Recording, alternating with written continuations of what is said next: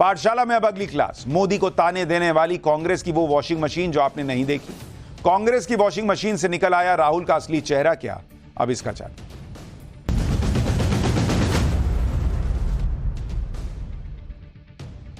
लोकसभा चुनाव में कांग्रेस को 99 सीटें मिली थी और ये 99 सीटें भी भयंकर तरीके से पीएम मोदी के खिलाफ नैरेटिव बनाकर हासिल हुई थी।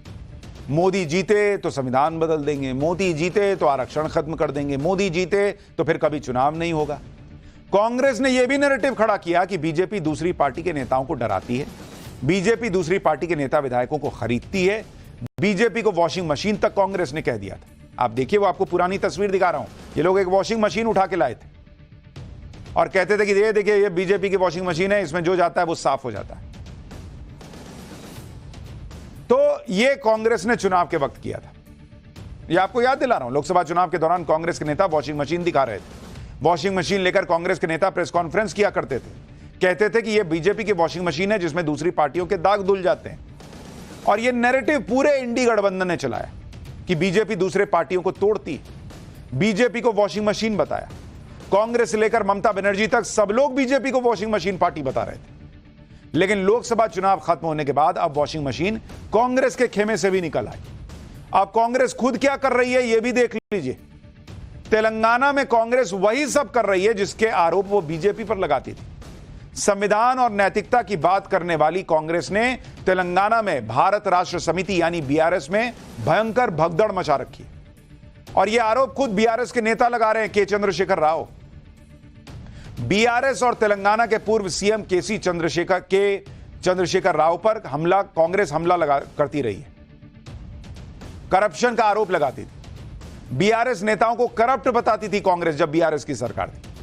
और उसी बीआरएस के नेताओं, सांसदों और विधायकों को अब राहुल गांधी की कांग्रेस की सदस्यता दी जा रही है, जिसके बाद सवाल खड़े हो रहे हैं कि क्या कांग्रेस खुद वॉशिंग मशीन बन गई है। भाई, आपने कहा बीआरएस एकदम करप्ट पार्टी, अब उसके लोग आप में कांग्रेस में शामिल हो रहे हैं, तो आपकी वॉशिंग मशीन कहां गई फिर? क्या बीआरएस नेताओं पर लगे आरोप कांग्रेस में आकर धुल जा रहे हैं? क्या कांग्रेस बीआरएस को खत्म कर देना चाहती है जैसा वो बीजेपी के लिए कहती थी? राहुल गांधी जो बोलते हैं वो खुद क्यों नहीं करके दिखाते? क्या कांग्रेस ने बीआरएस विधायकों को खरीदा है जैसा वो बीजेपी पे आरोप लगाती थी? ये सारे आरोप कांग्रेस पर लग रहे हैं। वैसे राजनीति में नेताओं का एक पार्टी से दूसरी पार्टी में आने जाने का सिलसिला बहुत पुराना है और यह हर पार्टी के साथ होता है। कांग्रेस के साथ यही होता है तो वो हंगामा करती है, नैरेटिव गढ़ने लगती है कि जैसे देश में पहली बार कोई पार्टी छोड़कर नेता इधर उधर जा रहे हैं। और अब खुद बीआरएस को तोड़ने की कोशिश करने का आरोप उस पर लग रहा है। यानी कांग्रेस जितने भी नैरेटिव फैला रही है उन सब की सच्चाई अब धीरे धीरे सामने आ रही है। ये सारी बातें और आरोप इसलिए लग रहे हैं क्योंकि तेलंगाना में कांग्रेस ने पूर्व सीएम के चंद्रशेखर राव की पार्टी बीआरएस के खिलाफ जैसे जंग छेड़ी हुई है। बीआरएस यानी भारत राष्ट्र समिति को बड़ा झटका तब लगा जब उसके राज्यसभा सांसद के केशव राव ने 3 जुलाई को कांग्रेस की सदस्यता ले ली। केशव राव के साथ उनकी बेटी और हैदराबाद की मेयर समेत कई नेता कांग्रेस में शामिल हो गए। राहुल गांधी और मल्लिकार्जुन खड़गे की मौजूदगी में केशव राव कांग्रेस में शामिल हुए। इनकी मौजूदगी में हुए, तब इन्होंने नहीं कहा कि अरे हम तो वॉशिंग मशीन नहीं रखते हैं बॉस, वॉशिंग मशीन बीजेपी के पास है, वहां जाइए। और राहुल गांधी बहुत खुश भी दिखाई दे रहे थे। कांग्रेस में शामिल होने के बाद केशव राव ने राज्यसभा की सदस्यता से इस्तीफा दे दिया। इसी तरह 5 जुलाई की रात को बीआरएस के 6 एमएलसी कांग्रेस में शामिल हो गए। बीआरएस के 6 विधान परिषद सदस्य 5 जुलाई को कांग्रेस में शामिल होने से पहले होटल में रुके हुए थे। उस समय तेलंगाना के सीएम रेवंत रेड्डी दिल्ली में थे और ये सभी रेवंत रेड्डी के आने का इंतजार कर रहे थे। लेकिन रेवंत रेड्डी को दिल्ली से आने में देर हो गई और वो देर रात हैदराबाद पहुंचे और उसके बाद बीआरएस के एमएलसी कांग्रेस में शामिल हो गए। लेकिन मजाल है कि पूरा इकोसिस्टम कांग्रेस से सवाल पूछ ले कि ये कौन सी वॉशिंग मशीन राहुल गांधी निकाल कर लाए हैं। उनका काम है, राहुल गांधी ने बोला बीजेपी के पास वॉशिंग मशीन है, हां वॉशिंग मशीन सिर्फ बीजेपी के पास है। अब कांग्रेस की वॉशिंग मशीन पे कौन चर्चा करेगा? तेलंगाना विधानसभा चुनाव के बाद से अब तक बीआरएस के कितने नेता कांग्रेस में शामिल हो चुके हैं, सुनते जाइए। के केशव रेड्डी पूर्व सांसद आ गए कांग्रेस में। डी नागेंद्र विधायक थे, के श्रीहरि विधायक थे, टी वेंकटराव विधायक, पी श्रीनिवास रेड्डी विधायक, संजय कुमार विधायक, काले यादव विधायक, ये सब कांग्रेस में आ गए। Bhanu Prasad MLC, Basavaraj Saraiah MLC, Sandeep Vitthal MLC, MS Prabhakar MLC, Egge Mallesham MLC, B Dayanand MLC, Ranjit Reddy BRS नेता, सुनीता महेंद्र रेड्डी बीआरएस नेता। बॉस लाइन लगी हुई है। बीआरएस को पता नहीं चल रहा है कि आज रात में सो रहे हैं, सुबह उठेंगे तो कौन नेता कांग्रेस में मिलेगा। यह हाल है। मतलब कांग्रेस ने तेलंगाना में वॉशिंग मशीन नहीं, बड़ी वाली वॉशिंग मशीन चला रखी है कि तुम भी आओ, तुम भी आओ। बीआरएस के कार्यकारी अध्यक्ष केटीआर कांग्रेस पर आरोप भी लगा रहे हैं कि कांग्रेस हाईकमान की सहमति से रेवंत रेड्डी ये सब कर रहे हैं। केटीआर सवाल पूछ रहे हैं कि कांग्रेस ने उनके विधायकों को कितने करोड़ देकर खरीदा है। सुनिए केटीआर को, फिर बताऊंगा कि किसने राहुल गांधी को ऑस्कर देने की डिमांड कर दी है। Telangana CM gets the nod of AICC to induct more BRS MLAs। मतलब AICC की अनुमति से, AICC की सहमति से, AICC की इंकरेजमेंट से आज तेलंगाना चीफ मिनिस्टर जो भी कांड कर रहे हैं ये उनकी सहमति से हो रहा है। 50 करोड़ अगर कर्नाटक में दिए जाते हैं एक MLA बदलने के लिए, जो कि सिद्धरामैया जी का कहना है, मेरा नहीं, तो अब तेलंगाना में कितना पैसा दे रहे? एक MLA खरीदने के लिए कितना पैसा दे रही है कांग्रेस पार्टी? 50 दे रही है, 100 करोड़ दे रही है, कितना मिल रहा है ये MLAs को, ये भी बताना पड़ेगा। बात इतनी भर नहीं है कि कांग्रेस बीआरएस के नेताओं को अपनी पार्टी में शामिल करा रही है। यहां कांग्रेस का दोहरा रवैया भी सामने आ रहा है। कांग्रेस की कथनी और करनी में क्या अंतर है, वो दो मुद्दों से आपको बताता हूं। कांग्रेस के घोषणा पत्र में लिखा है कि वो संविधान में संशोधन करेंगे जिससे दल बदल करने वाले अपने आप अयोग्य हो जाएंगे, लेकिन कांग्रेस इसके ठीक उल्टे काम कर रही है और अब तक बीआरएस के 25 नेताओं को कांग्रेस में शामिल करवाया है। 25 बॉस।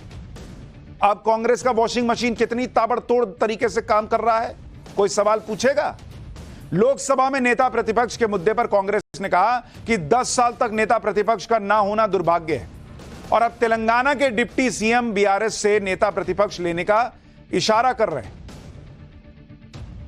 यानी जो बड़े बड़े दावे राहुल गांधी करते थे वो अब सिर्फ दावे थे, उनका कांग्रेस की राजनीति से कोई मतलब नहीं।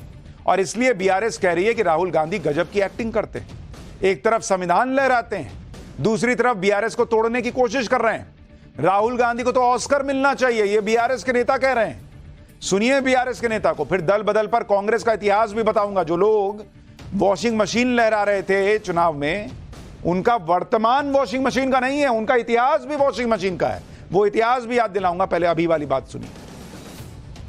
एक तरफ आप बताते हो, कहते हो कि अगर हम जीत के आते हैं इंडी अलायंस तो इमीडिएटली हम 10 शेड्यूल को अमेंड करेंगे और जो भी MLA दल बदलेगा उसका ऑटोमेटिक डिस्क्वालिफिकेशन हो जाएगा। पर सेम स्टेज पे आप 3-3 BRS MLAs को बिठा के अगर एक्टिंग करते हो तो ये तो ऑस्कर लेवल एक्टिंग हो गई ना। इसलिए मैं कहता हूँ राहुल जी को नेक्स्ट ऑस्कर अवार्ड मिलनी चाहिए, और नाटू को मिला था इससे पहले, इस बार ऑस्कर को नॉमिनेट करना चाहिए राहुल गांधी जी को। तेलंगाना में सीएम रेवंत रेड्डी कांग्रेस जिस तरह से बीआरएस विधायकों और विधान परिषद सदस्यों को कांग्रेस में शामिल करवा रहे हैं, उसके पीछे कांग्रेस की रणनीति क्या है, यह भी देखिए। तेलंगाना विधानसभा चुनाव में कांग्रेस को 64 सीटें मिली थी और बीआरएस को 39 119 सदस्यों वाली विधानसभा में बहुमत का आंकड़ा 60 का है। तेलंगाना में कांग्रेस ने सरकार बनाई, लेकिन विधायकों के टूटने का डर भी था। शायद इसलिए अब कांग्रेस बीआरएस विधायकों को अपने साथ लाकर नंबर बढ़ा रही है। इसी साल सिकंदराबाद छावनी सीट पर उपचुनाव में कांग्रेस जीती थी। अब बीआरएस के 6 विधायकों के आने से कांग्रेस की संख्या 71 तक चली गई। बीआरएस का कहना है कि वो दल बदल करने वाले विधायकों को अयोग्य घोषित करने के लिए विधानसभा स्पीकर से लेकर राष्ट्रपति और सुप्रीम कोर्ट तक जाएंगे। यानी आने वाले समय में तेलंगाना में यह मुद्दा सेंटर पॉइंट रहेगा। तेलंगाना के अलावा भी कई राज्यों में दूसरे दलों के नेता कांग्रेस में शामिल हुए। इसी साल अप्रैल में हरियाणा में जेजेपी के विधायक समेत 50 नेता कांग्रेस में शामिल हुए, लेकिन यह कोई वॉशिंग मशीन हुई बॉस। इसी साल मार्च में कर्नाटक में मंत्री रहे बीजेपी नेता और 2 पूर्व विधायक कांग्रेस में शामिल हुए, लेकिन किसी ने कांग्रेस से नहीं पूछा कि आपकी वॉशिंग मशीन बॉस कहां से आई। मार्च 2024 में ही झारखंड बीजेपी विधायक ने कांग्रेस ज्वाइन की थी, लेकिन इकोसिस्टम इसको वॉशिंग मशीन की धुलाई नहीं मानता। मई 2024 में हरियाणा में 3 निर्दलीय विधायकों ने बीजेपी सरकार से समर्थन वापस लिया और कांग्रेस में चले गए। पिछले साल सितंबर में मध्य प्रदेश में 3 बीजेपी नेताओं ने कांग्रेस ज्वाइन की। लेकिन कांग्रेस ज्वाइन करना राजनीतिक पुण्य का काम है, बीजेपी ज्वाइन करने के लिए वॉशिंग मशीन लगती है। यह है नैरेटिव। कांग्रेस आज जो तेलंगाना में कर रही है, उसी तरह से कांग्रेस कई बार दूसरी पार्टियों के नेताओं को तोड़कर अपने साथ ला चुकी है। दल बदल कराने का कांग्रेस का इतिहास है बॉस। जो उद्धव ठाकरे आज कांग्रेस के साथ गठबंधन में हैं और कांग्रेस के सहारे महाराष्ट्र में सत्ता हासिल करना चाहते हैं, क्या वो ये भूल गए कि कांग्रेस ने उनके पिता बाल ठाकरे के साथ क्या किया था? 1990 में महाराष्ट्र विधानसभा चुनाव में कांग्रेस को 288 में से 141 सीटें मिली। महाराष्ट्र में कांग्रेस आराम से बहुमत की सरकार चला रही थी, लेकिन 1991 में शिवसेना के तत्कालीन नेता छगन भुजबल ने 16 विधायकों के साथ पार्टी तोड़ दी। छगन भुजबल ने अपनी पार्टी को शिवसेना बी का नाम दिया। शिवसेना के 2 सांसद भी पार्टी छोड़कर छगन भुजबल के साथ आ गए। उसके बाद छगन भुजबल इन सभी विधायकों और सांसदों के साथ कांग्रेस में चले गए। शिवसेना को तोड़ने का दिमाग शरद पवार का माना जाता है, जो उस समय कांग्रेस के बड़े नेता थे और केंद्र में रक्षा मंत्री थे। यानी आज शिवसेना टूट गई तो नरेंद्र मोदी की वॉशिंग मशीन है। जब कांग्रेस से जुड़ने के लिए छगन भुजबल ने शिवसेना तोड़ी थी, तब क्या फर्क पड़ता था? तब तो ये पॉलिटिक्स थी ना। यानी उस समय कांग्रेस सरकार को कोई खतरा भी नहीं था, पूर्ण बहुमत भी था, उसके बाद भी शिवसेना तोड़ दी गई थी। दल बदल का सिलसिला नया नहीं, काफी पुराना है और इसमें कांग्रेस का योगदान तो सबसे ज्यादा है। दल बदल के लिए आया राम गया राम का मुहावरा आपने सुना होगा, और यह मुहावरा भी कांग्रेस नेता की वजह से ही चर्चा में आया। ये जो तस्वीर आप देख रहे हैं, इनका नाम गया लाल है, और गया लाल ने दल बदल की वो मिसाल कायम की जिसकी चर्चा आज भी की जाती है। गया लाल की वजह से ही दल बदलुओं के लिए आया राम गया राम की बात कही जाती है।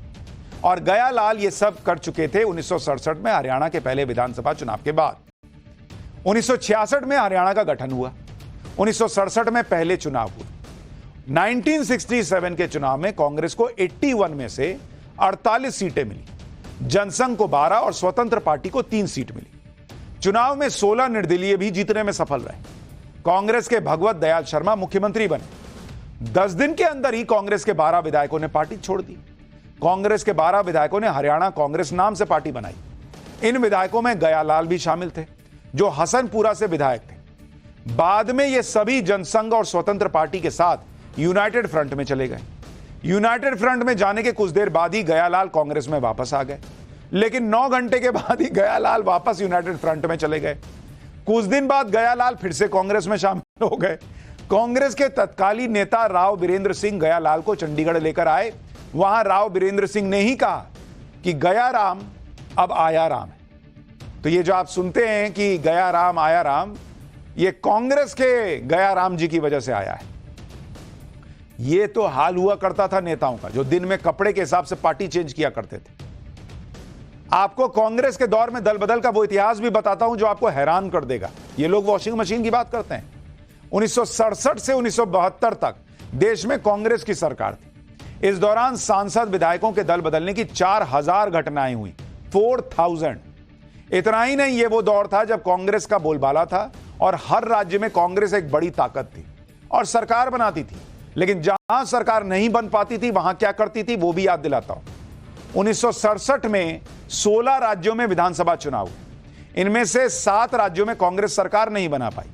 उड़ीसा, केरल, पंजाब, बिहार, राजस्थान और पश्चिम बंगाल के अलावा यूपी। इन 7 राज्यों में गठबंधन की सरकारें बनी थी। कुछ ही समय में यूपी, बंगाल, पंजाब, बिहार, एमपी में सरकार ही गिर गई। कांग्रेस ने इन राज्यों के विपक्षी दलों से मिलकर इन सरकारों को गिरा दिया। इससे सत्ताधारी दलों में भयंकर दल बदल हुआ। दल बदलने वाले नेताओं ने कांग्रेस का साथ दिया। नतीजा यह हुआ कि बंगाल, बिहार और पंजाब में कांग्रेस की सरकार बन गई। यानी कांग्रेस के पास वॉशिंग मशीन तब से है, पॉलिटिकल वॉशिंग मशीन, जब देश में किसी के पास वॉशिंग मशीन नहीं थी। बीजेपी तो दूर की बात है। आज कांग्रेस तेलंगाना में जो कर रही है वो कांग्रेस के लिए नया नहीं है। दल बदल के अलावा कांग्रेस का इतिहास सरकारें गिराने का भी रहा है। 1950 से अगस्त 2023 तक कांग्रेस ने 88 बार राज्यों पर राष्ट्रपति शासन लगाया है। जनता पार्टी की सरकार ने 22 बार राज्यों पर राष्ट्रपति शासन लगाया। बीजेपी ने इस दौरान 15 बार राष्ट्रपति शासन लगाया और जनता दल ने 9 बार राष्ट्रपति शासन लगाया। और राहुल गांधी संविधान लहराते हैं। राज्यों में राष्ट्रपति शासन लगाने वाले टॉप 4 प्रधानमंत्रियों की बात करें तो इंदिरा गांधी ने 51 बार राष्ट्रपति शासन लगाया था, मोरारजी देसाई ने 17 बार, मनमोहन सिंह ने 12 बार राष्ट्रपति शासन लगाया और पीवी नरसिम्हा राव ने 10 बार राष्ट्रपति शासन लगाया। यानी टॉप के प्रधानमंत्रियों में बीजेपी का तो एक भी नहीं है। यही लोग बीजेपी और पीएम मोदी के खिलाफ नैरेटिव फैलाते हैं कि भारत में लोकतंत्र खत्म हो जाएगा।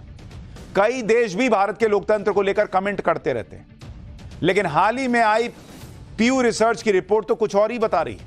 इस रिपोर्ट में अलग अलग देश में लोग और वहां के लोकतंत्र से कितना लोग संतुष्ट हैं, यह इसका आंकड़ा दिया गया। अपने देश में लोकतंत्र से कितने लोग संतुष्ट हैं, जरा इसकी तस्वीर देखिए। जो लोग कहते हैं भारत में लोकतंत्र नरेंद्र मोदी खत्म कर रहे हैं, ये पीयू रिसर्च की रिपोर्ट आपको बता रहा हूं,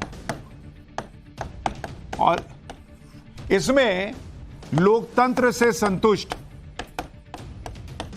लोगों ने क्या कहा, इसका आंकड़ा आपको दिखाता हूं। अमेरिका में, यूएस में 31% लोग जो हैं वो संतुष्ट हैं अपने यहां के लोकतंत्र से, 31%। ब्रिटेन में 39% लोगों ने कहा कि हम लोकतंत्र जिस तरह से है अभी हमारे यहां उससे संतुष्ट हैं। कनाडा में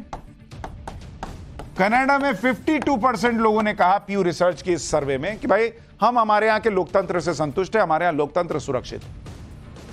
अब भारत के को लेकर लोगों ने क्या कहा भाई, इस रिसर्च में भारत में 77% लोगों ने कहा कि वो लोकतंत्र से संतुष्ट हैं जिस हाल में आज का लोकतंत्र है। तो जिन देशों की जनता अपने ही लोकतंत्र से खुश और संतुष्ट नहीं है, वो देश भारत को लोकतंत्र का पाठ ना पढ़ाएं, और भारत में लोग, विपक्ष, लोकतंत्र की दुहाई ना दें।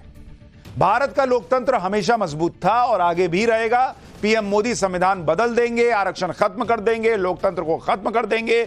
कांग्रेस और इंडी गठबंधन के इस झूठे नैरेटिव की हवा निकलनी शुरू हो गई। और आपको सवाल पूछने चाहिए इंडी गठबंधन के नेताओं और उनके इकोसिस्टम से कि बॉस क्या क्या बोले आप, ना संविधान खत्म हुआ, ना आरक्षण खत्म हुआ, ना चुनाव खत्म हुआ। ये उपचुनाव कैसे हो रहा है अगर नरेंद्र मोदी चुनाव खत्म करने वाले थे? और आप तो कहते थे लोकतंत्र खतरे में है। पीयू रिसर्च तो कह रही है कि भारत में चमचमा रहा है लोकतंत्र। क्या कीजिएगा, ये लोग राजनीति के जादूगर हैं, नैरेटिव से दिमाग घुमा देते हैं। लेकिन अब आपको पाठशाला में चमत्कार को नमस्कार करने वाली भीड़ की सोच का चैप्टर दिखाता हूं। फूंक पानी जादुई कैंची से इलाज होगा। गजब अजब, ऐसे बाबा जो होश उड़ा देंगे। हाथरस वाले बाबा के बाद ऐसे बाबाओं का चैप्टर जिनके बारे में आपने कभी न सुना होगा, ना उनकी जो सो कॉल्ड शक्तियां हैं उनके बारे में सोचा होगा।